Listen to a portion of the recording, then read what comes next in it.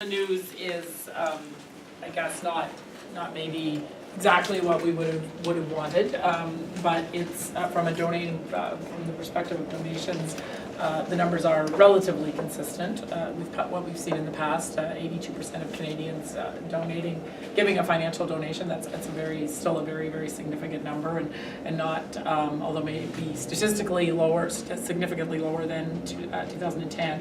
Substantively, it's not a huge difference, and I think what is perhaps more worrying, though, than the drop in the donation rate is the continuation of a trend we've also been seeing for a very long time, and that is that more and more percentage of the donated dollars are coming from a smaller group of people.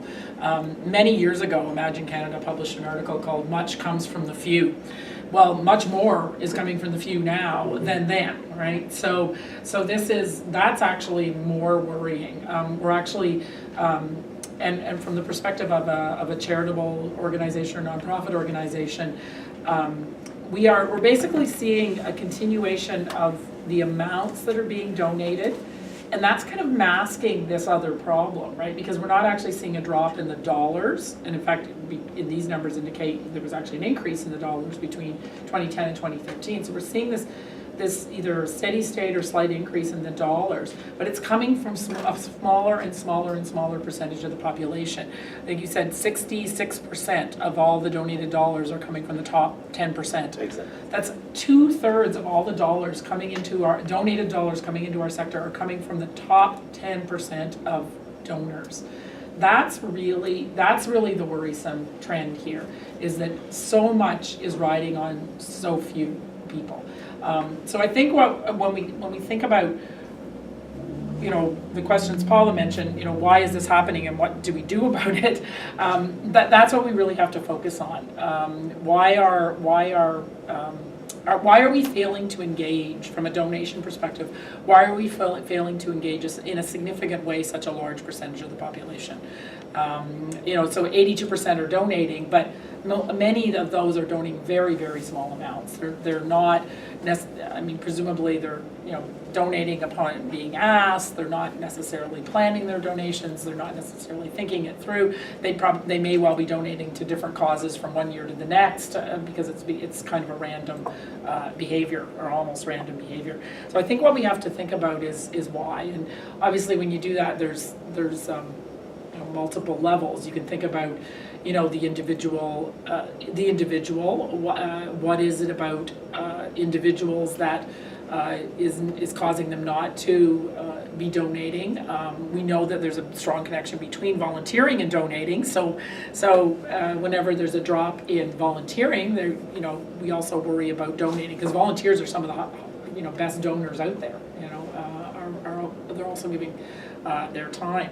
So anything that's helping people connect to the charitable and nonprofit sector, whether it's community service or anything else, that's good for donating too. And that's where that drop in the 35 to 44 age group is worrisome. What is going on with those folks? It is a time of a lot of pressure, but it's been a time of a lot of pressure for people in that age group for a long time. That's not necessarily a new thing. So why is that group somehow less connected than their predecessors when they were that age?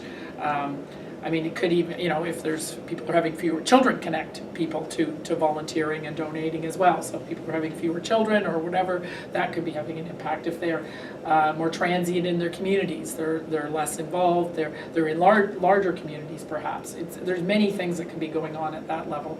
At the more macro level, I think when it comes to donating, you obviously have to think about the issue of any individual only has so much money to spend, and if all that money is being spent, or a higher percentage of that money is being spent on meeting basic living costs, housing, childcare, food, shelter, then less is going to be available for donating. So we do have to, I think, when we start looking at why, we have to look at that crowding out effect. Are donations being crowded out by a higher and higher percentage of of income needing to go to, say, basic costs. It seems to me there might be something there given the age group. I mean, that age group, that 35 to 44 year, is an age group that's been very hard hit by, in particular, high housing costs. There's also some, there's been some research lately about, income inequality and how younger people have a smaller share of the pie than they used to. So that would perhaps also lead to a more pressure on that group and therefore less money available for donations. So that's something we need to think about. Of course, as charities and nonprofits, it's hard for us to do a whole lot about housing costs or intergenerational inequality in income. So I think we also have to look at our own behavior, and perhaps this is where we can have the most impact. I mean, there is also research out there that shows that younger Canadians are more skeptical. They're less trusting of charities. They have higher expectations with regard to accountability, transparency, information, communication. And so this is one area that we can control, at least. We can do our best to provide our donors and potential donors with the information they're asking for. We can do our best to be trustworthy and accountable organizations and transparent organizations. The expectations amongst say the group under 50 years old in terms of having a website, making information available on that website, even information that we're sometimes uncomfortable making available, like our compensation levels, etc. Our how much it costs to raise $1, our fundraising ratios, those sorts of things. The public does want that information, and the younger folks want it more than the older folks. So if we're seeing a problem in younger folks donating at a lower rate and lower amounts, then that's maybe something we have to look internally to ourselves for what we can do. If for no other reason, at least we can do something about that, because as I said, it's pretty hard for us as charities, although there certainly are charities advocating for more greater income equality. That's a little harder for us to shift in the short term, whereas we can shift our own behavior in terms of the information we make available. Because there is skepticism out there amongst Canadians, and charities are not as universally trusted as they used to be. So I think, and then of course there's public policy levers that can be used. A couple of years ago, the federal government introduced the first time donors super credit in an effort to get new younger Canadians donating for the first time. You get an extra tax credit for the first time you make a donation, and that has been generating more donor dollars. There is a proposal that was made to the Finance Committee of the House of Commons to introduce the